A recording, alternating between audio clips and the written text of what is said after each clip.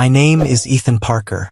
I'm 36, American, work a normal office job in a mid-sized company, the kind of steady 9 to 5 that pays the mortgage, funds the occasional vacation, and doesn't impress anyone at a cocktail party. For most of our 11 years together, 8 of them married, I honestly thought that was enough. Stability, routine. A wife who said she loved that I was solid. Lauren Parker. Same last name, same house, shared bed, shared life. Nothing glamorous, just ours. The night everything really started, it was a quiet Saturday. I was at the dining table with my laptop open, finishing a boring expense report I hadn't gotten to during the week. TV off. Just the soft hum of the dishwasher and the occasional car passing outside. I heard her heels before I saw her. Click, click, click. Then she walked past my chair toward the front door. Black mid-thigh dress, fitted and smooth, the kind she used to wear on anniversaries. Makeup perfect. Lips this deep red that looked almost casual but not quite, like she'd spent time getting it effortless. And then the smell hit me. That perfume. I bought it for her 3 years ago in Paris, on a trip we'd scraped and saved for. We wandered into some tiny shop near the Seine, and she fell in love with that scent. She'd only ever worn it for us, maybe a handful of times, on nights that ended with candles burned down low and clothes on the floor. She didn't wear it for work. She didn't wear it for friends. It was our thing. Wow, I said, glancing up from the screen. You're dressed up for Italian food. She paused, just for a heartbeat. Enough for me to notice. It's Sarah's birthday, she said, grabbing her clutch from the console table. We're doing dinner and drinks downtown. I told you yesterday. She didn't quite look at me when she said it. Her eyes skimmed past me, over my shoulder, at the wall, at nothing. That was the first tick. Lauren has tells. I know them better than I know my own. She tucks her hair behind her ear when she's nervous. She touches her left earlobe when she lies. The small, quick, like she's checking her earring. Right? I said. Girls' night. Yeah, she answered, a little too fast. Girls' night. Her hand went straight to her ear. Second tick. I watched the way her lipstick looked slightly smudged at the top edge, like she'd fixed it more than once. The dress was a level above dinner with the girls. The heels too. And the perfume, that was 2 levels above. You guys going to that place on 5th? I asked casual. The one with the brick oven? She shifted the strap of her purse on her shoulder. No, Sarah wanted that new Italian place near the river. I don't remember the name.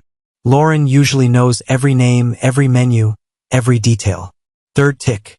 I nodded like this all made sense, like I wasn't cataloging every inconsistency in real time. Have fun, I said. Text me if you drink too much. I'll come get you. She finally met my eyes then, but only for a second, like it cost her something. I'll just Uber, she replied. Don't wait up, okay? Fourth tick. Lauren hates riding alone with strangers at night. Says it creeps her out. Has for years. I felt something shift inside me. It wasn't a sharp pain or some dramatic movie moment. It was quieter than that. Like a light dimming. The husband part of me, the one that wants to support, trust, and not rock the boat, tried to stand up. She deserves a night out. You're being paranoid. She works hard. Let it go. Then the scent of that perfume moved through the room again, clean and expensive and heavy with memory, and something colder stepped in front of that voice. Supportive husband stepped back. Quiet observer took his place. All right, I said, closing my laptop halfway. Be safe. She leaned down and kissed my cheek. I noticed she turned her face just enough to avoid smudging her lipstick. When she pulled away, I didn't smell wine or food or anything expected. Just that perfume. Love you, she said. You too, I replied. Not I love you. Just you too. I heard the difference even if she didn't. The door closed behind her, and the house swallowed the sound. No TV. No music. Just the refrigerator cycling on and off and the faint echo of her heels on the front steps. Then nothing. I sat there with my laptop open, the cursor blinking on an unfinished spreadsheet, but I wasn't seeing numbers anymore. I was replaying the last 10 minutes frame by frame. Black dress, Anniversary perfume. Avoided eye contact. Hand to the ear.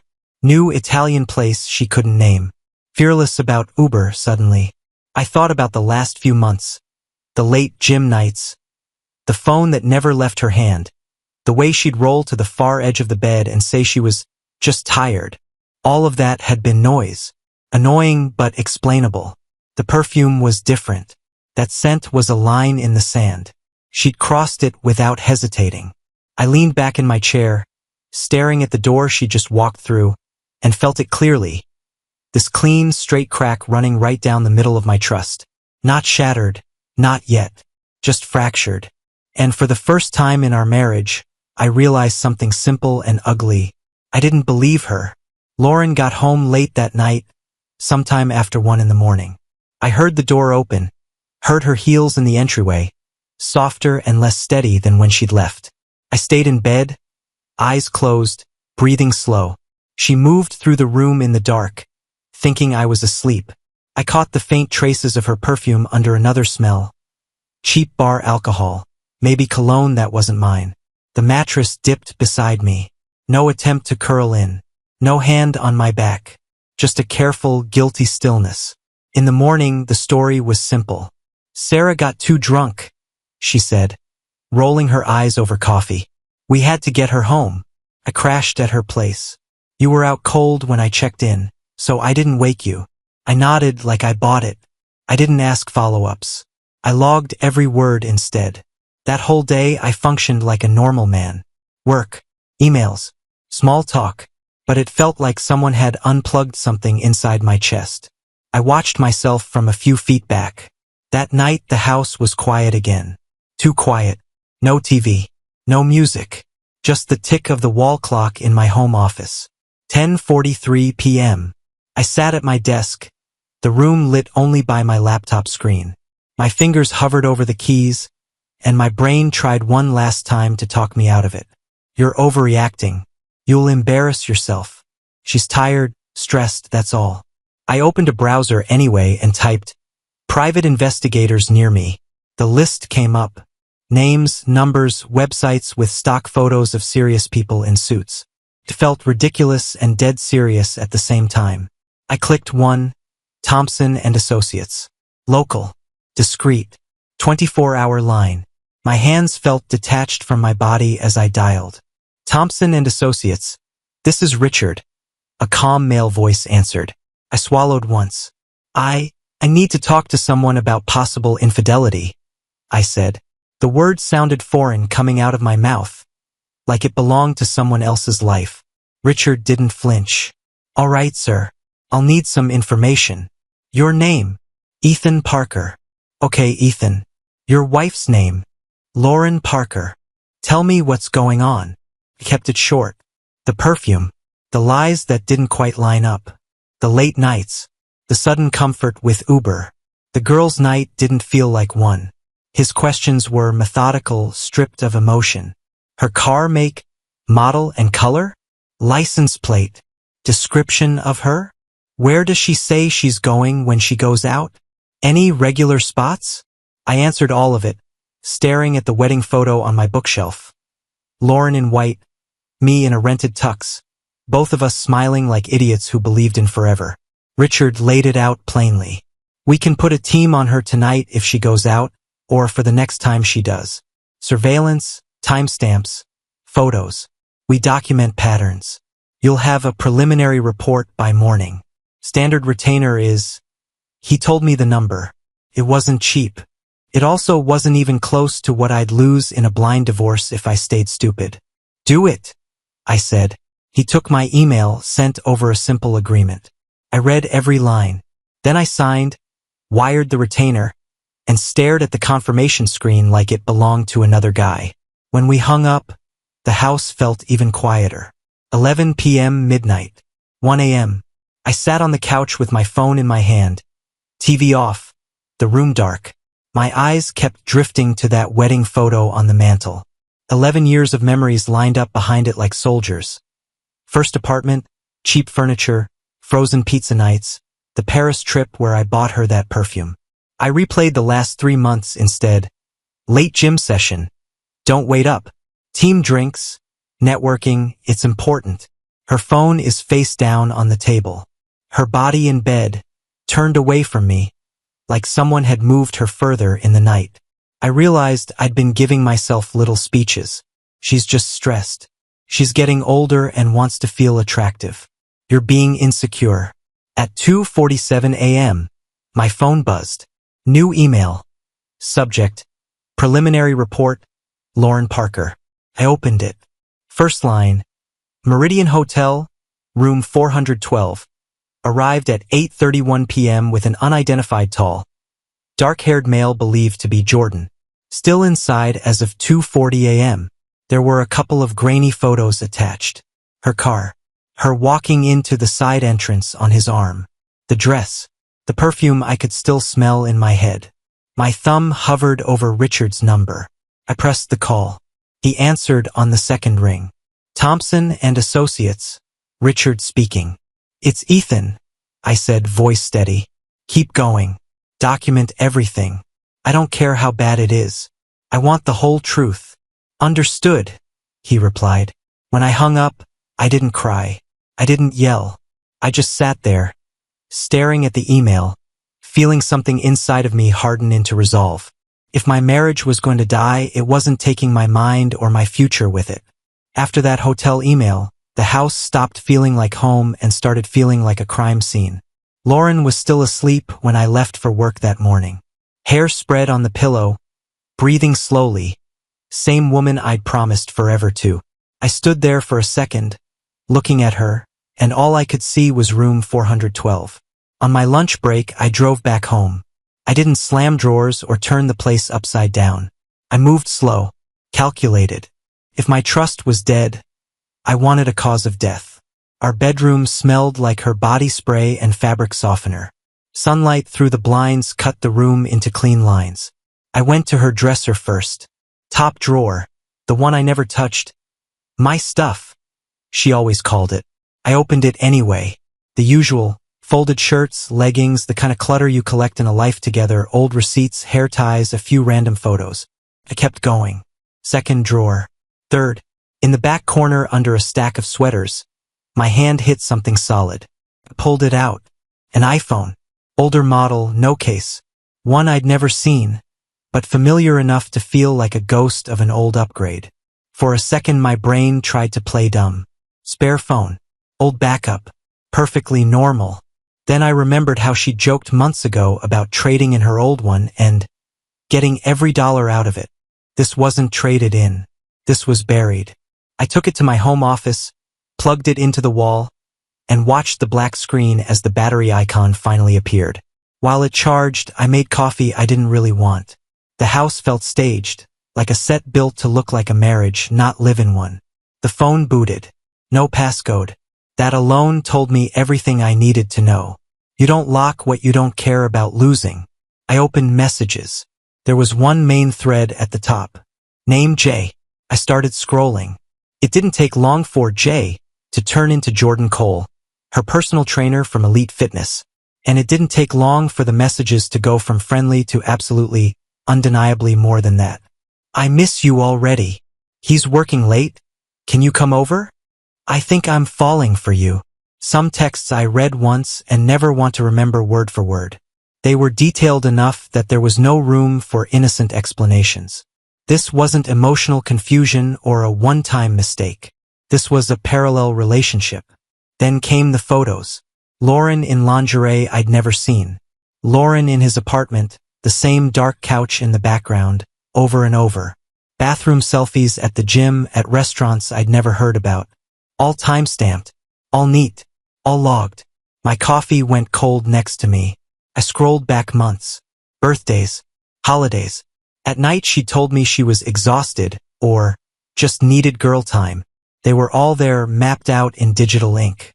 At 6:30 a.m., I heard her car in the driveway, early gym run before work, like nothing was wrong. I locked the screen, put the phone face down on my desk, and sat very still. In my hands, I wasn't just holding a device. I was holding the second life she'd built while smiling at me across the dinner table. She walked in after girls' night, like nothing in the world was wrong. The door opened. Keys hit the bowl, heels on hardwood. I was at my desk in the corner of the living room. Same laptop, same chair, same husband she thought she was slowly phasing out. "Hey," she called, voice light. "You're still up?" "Yeah," I said, not turning around yet. "Got some stuff to finish." She stepped into view.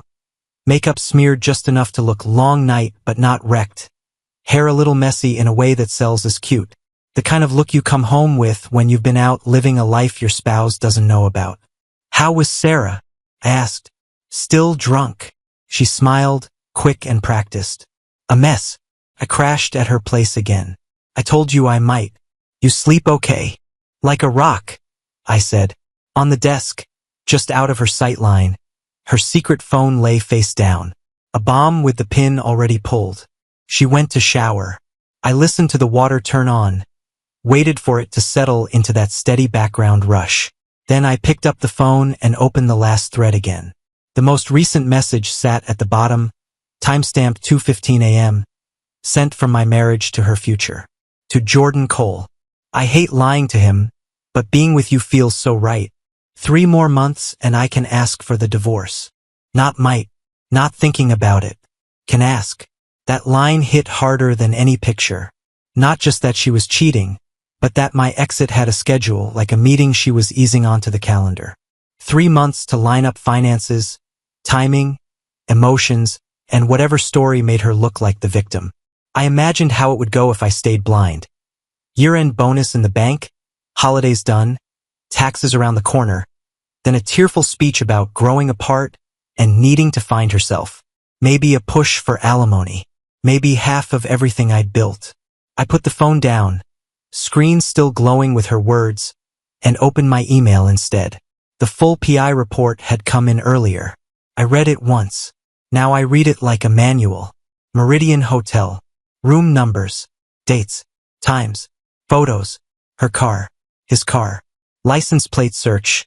Jordan Cole, 34, personal trainer at Elite Fitness. Cross-referenced with public records. Then the financials. A secret credit card in her name only, statements full of hotels, dinners, luxury crap she'd never mentioned. While she was in the shower, I started working. I created a folder on my laptop, then 2 more in separate cloud drives. I saved everything there. PI report, photos, PDFs of bank statements, screenshots of the messages from the second phone. I printed hard copies and slid them into a manila folder. By the time I was done, it felt less like I was hoarding pain and more like I was building a life raft out of paper and ink. Later that week, when she fell asleep early in our bed, I stepped into the hallway and made the call. "Foster and Green, this is Diane," a woman's voice answered. "Hi," I said, calm. "My name is Ethan Parker. I'd like to talk to someone about filing for divorce. I have proof of infidelity and financial deception, and I want this done fast and clean." My voice didn't shake. It sounded colder than I'd ever heard it. "All right, Mr. Parker," she said. "Let's get to work." Diane Foster didn't flinch at anything I showed her. Her office was clean and simple, glass desk, neat stacks, no drama. I laid the folder down between us. She opened it, flipped through photos of Lauren and Jordan at the Meridian, the PI notes, the secret credit card statements, the screenshots from the second phone. "Mr. Parker," she said finally, "in this state, infidelity and misuse of marital funds still carry weight. You have a very strong case. One of the cleanest I've seen in a while." She said it like we were talking about a project plan, not my life. We went through the boring, crucial things. Timeline, income, assets. She asked where the money for our house down payment came from. "My inheritance," I said. "From my dad." She nodded. "We'll document that clearly as separate property. We'll show your contributions versus hers. And the card she used to fund the affair? That's financial deception. Judges don't like that." That afternoon, the work started. I opened a new bank account in my name only and redirected my paycheck.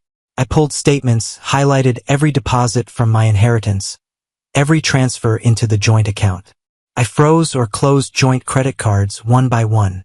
I updated passwords on everything tied to my identity, email, banking, retirement accounts. At HR, I scheduled a benefits review. We sat in a bland conference room while a woman walked me through options. I listened, asked about timelines to remove a spouse from coverage after a divorce. I took notes like it was any other meeting. At home, I played my role. I cooked dinner twice that week. Asked Lauren about her day. Watched shows with her on the couch. She'd lean into me sometimes out of habit, and I'd let her, feeling nothing. When she said she had team drinks or late gym nights, I'd smile, nod, kiss her on the forehead. Have fun, I'd say. Text me if you need a ride. Behind the scenes, Richard kept sending updates. Another night, another hotel. Same pattern. Photos of Lauren laughing with Jordan in the lobby. His hand low on her back. Their bodies too familiar to pass as anything else. Timestamps lined up perfectly with the, "I'll be home late. Don't wait up," text she sent me. Diane and I built a file. Richard built a record. Lauren built a fantasy. One night, I sat on the edge of our bed while she brushed her teeth, reading a fresh message she'd sent Jordan on the hidden phone. "You're my future. He's just my past hanging on." She came out of the bathroom, wiped her face, slid into bed next to me like nothing was wrong. "Everything okay?" she asked. "Yeah," I said, setting my regular phone on the nightstand. "Everything's fine." Lying there in the dark, listening to her breathe, I realized something simple and final. The man who loved Lauren had died the night I smelled that perfume. What was left was someone cold, precise, and done giving her the benefit of the doubt. By the time I decided to end it, I wasn't angry anymore. Anger is loud. What I felt was quiet, like a decision you've already made and just haven't announced yet. She floated the excuse a few days later over breakfast. "Work drinks Thursday," she said, scrolling her phone. "Team's hitting a place downtown. I'll probably be late." I didn't even need to check with Richard to know where she'd end up, but he'd already confirmed it anyway. Meridian Hotel? Jordan? Same pattern. "Sounds fun," I said. "Network hard." She smirked, kissed my cheek, and walked out the door like she still owned the script. Thursday, I took the day off work. First stop, the bank.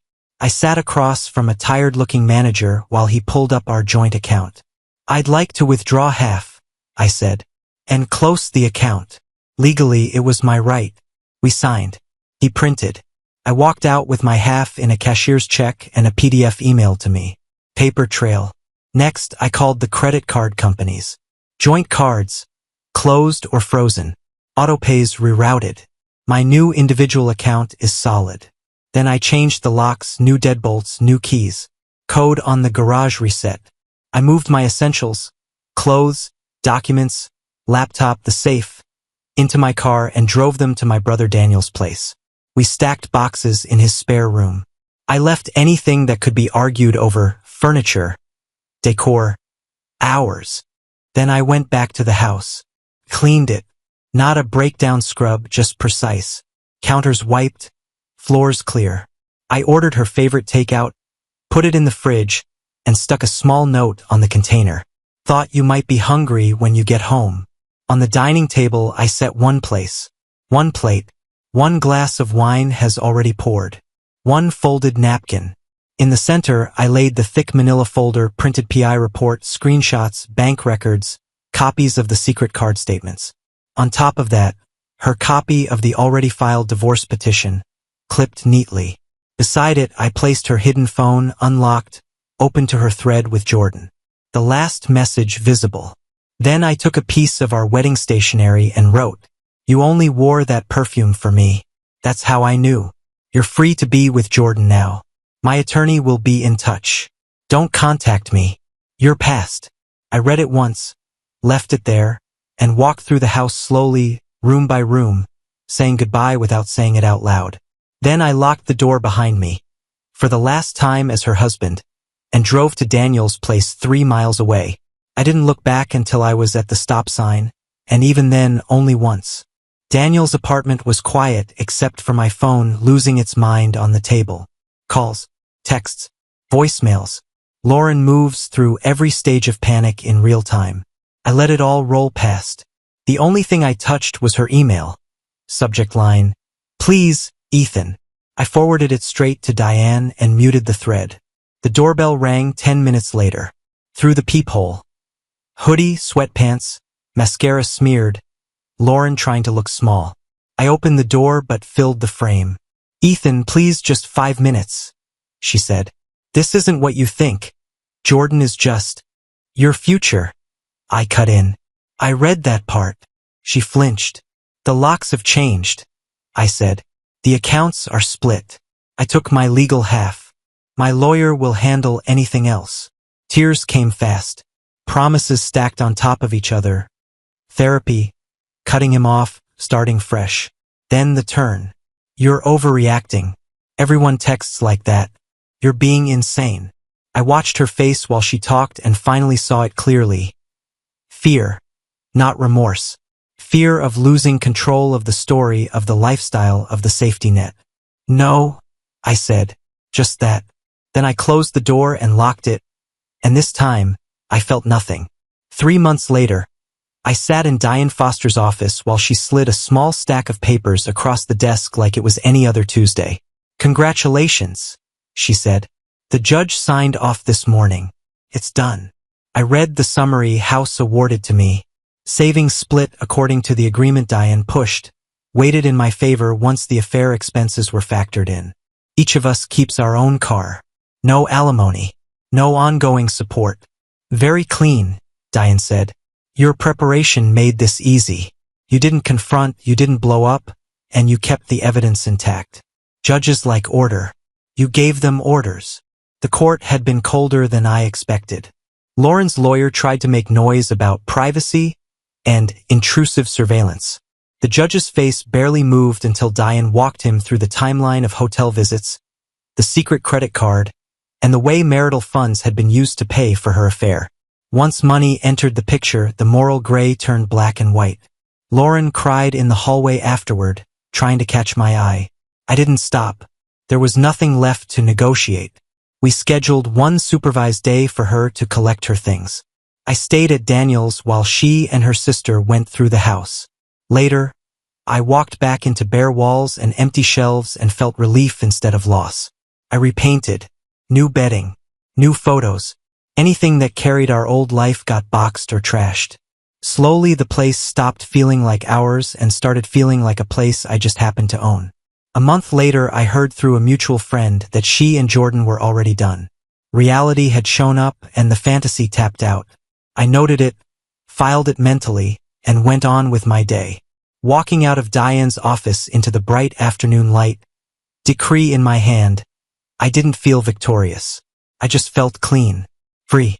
Life after the divorce wasn't a movie. No montage, just days. The first thing I did was erase her access. Blocked her number, blocked her email. Any message that slipped through went straight to Diane. She tried a few times, long texts, half apologies, half accusations. Then once she showed up at my office, eyes wide, playing a shocked ex-wife. Security walked her out. I watched from behind glass and went back to my spreadsheet. The old house started to feel like a museum I didn't want to walk through anymore, even with fresh paint. So I sold it. Clean deal, decent profit. I took the money and bought a condo downtown. Floor-to-ceiling windows, clean lines, no history. I finished it slowly. One couch I actually liked. A bed I chose alone. A table that fit just 4 chairs, not 6 for future dinner parties. Nothing in there reminded me of vows or hotel rooms or buried phones. Just wood, glass, steel, and quiet. At work, I was just Parker from accounting again. Eventually, I said yes when Sarah Mitchell from our floor asked if I wanted to grab coffee. She knew I was divorced. Office gossip moves fast. We talked about nothing heavy. Music, terrible clients, the weird glory of a Friday with no plans. I didn't promise her anything. Didn't try to be more ready than I was. It just felt good to sit across from someone new and not be lying to myself. On the anniversary of the night I hired the PI, I took myself out to dinner. Alone. Steak, good wine, dessert I didn't need. No phone on the table. No waiting for a text that would hurt. I raised my glass to nobody and thought, you made it. That's enough. Some nights, when it's late and the city's quiet, I wonder if Lauren regrets any of it. Me, the house, the life. Most nights, I don't think about her at all. That perfume she once wore only for me ended up being the alarm clock I needed. It taught me that love without trust is worthless, that excuses fold under evidence, and that I'm calmer, harder, and stronger than I ever planned to be. For the first time in my adult life, my home, my time, and my future actually feel like they belong to me. Subscribe and stay one step ahead of cheaters. And trust me, the next story makes this one look like a fairy tale.